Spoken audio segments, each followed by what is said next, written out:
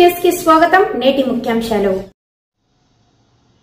విమానంలో 1.25 లక్షల లీటర్ల ఇంధనం. అమిత్ షా విమాన ప్రమాద సమయంలో విమానంలో 1.25 లక్షల లీటర్ల ఇంధనం ఉన్నట్లు కేంద్ర హోంమంత్రి అమిత్ షా స్పష్టం చేశారు. క్షణాల్లో నేలకొలిన వెంటనే భారీగా మంటలు వ్యాపించడంతో ప్రయాణికులను రక్షించేందుకు అవకాశం లేకుండా పోయిందన్నారు. ప్రస్తుతం మృతదేహాల వెలికితీత దాదాపుగా పూర్తి అయిందని, DNA శాంపిల్ సేకరణ జరగబోతుందని అన్నారు. ఈ ఘోర ప్రమాదంపై ప్రభుత్వం సమగ్ర దర్యాప్తు జరిపిస్తుందని వెల్లడించారు. और पूरा देश एक साथ पूर्ण संवेदनाओं के साथ ये जो दुर्भाग्यपूर्ण हादसे में पैसेंजर हताहत हुए हैं, इनके परिजनों के साथ खड़ा है। सबसे पहले मैं भारत सरकार, गुजरात सरकार, भारत सरकार के प्रधानमंत्री जी और गुजरात सरकार की ओर से भी जो लोग हताहत हुए हैं, इनके परिजनों के प्रति गहरी संवेदना व्यक्त करता हूं। 10 ही मिनटों में हादसे के भारत सरकार के पास सूचना पहुंची। तुरंत ही मैंने मुख्यमंत्री जी, यहाँ के गृह मंत्री, होम डिपार्टमेंट के control room, civil aviation department, civil aviation मंत्री, सभी से संपर्क किया। प्रधानमंत्री जी का भी तुरंत ही फोन आ गया और भारत सरकार और गुजरात सरकार के सभी डिपार्टमेंट एक साथ होकर राहत और बचाव कार्य में लगे। इस विमान में कुल मिलाकर 230 यात्री देश के और विदेश के और 12 क्रू मेंबर सवार थे। इसमें से एक यात्री का बचने का अच्छा समाचार मिला है, मैं उनको मिलकर आया हूं। मृत्यु का आंकड़ा तो DNA परीक्षण और यात्रियों की पहचान के बाद ही अथॉरिटी अधिकृत रूप से घोषित करेगी,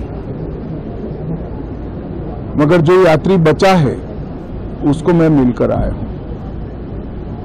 घटना के तुरंत बाद गुजरात सरकार ने बहुत त्वरा से डिजास्टर मैनेजमेंट की सारी इकाइयों को अलर्ट करते हुए, चाहे हेल्थ डिपार्टमेंट हो, चाहे फायर ब्रिगेड हो, चाहे पुलिस विभाग हो, भारत सरकार की भी CAPF को संपर्क कर सभी ने एक साथ मिलकर राहत और बचाव का कार्य चालू किया। मगर 1.25 लाख लीटर ईंधन विमान के अंदर ही था और लगभग गर्मी तापमान इतना ऊंचा हो गया कि किसी को बचाने की मौका ही नहीं मिला। अब मैं घटना स्थान पर भी जाकर आया हूं। सारे यात्रियों के मृतदेह को बाहर निकालने का काम लगभग समाप्त हो चुका है। जितने यात्रियों के परिजन यहां पहुंच चुके हैं, वो सबका DNA लेने की कार्यवाही भी 2-3 घंटों में समाप्त हो जाएगी। विदेश में जिनके परिजन हैं, उनको सूचना देने की कार्यवाही समाप्त हो चुकी है और जैसे ही पहुंचते हैं उनके भी DNA सैंपल लिए जाएंगे और मृतदेहों की पहचान के लिए जितने मृतदेह मिले हैं, इनके भी DNA सैंपल लेने की कार्यवाही समाप्त हो चुकी है। गुजरात में ही लगभग 1000 के आसपास DNA टेस्ट करने पड़ेंगे। ये सभी टेस्ट करने की क्षमता गुजरात में विकसित है, तो डीएनए टेस्टिंग के लिए कहीं गुजरात के बाहर जाने की जरूरत नहीं पड़ेगी।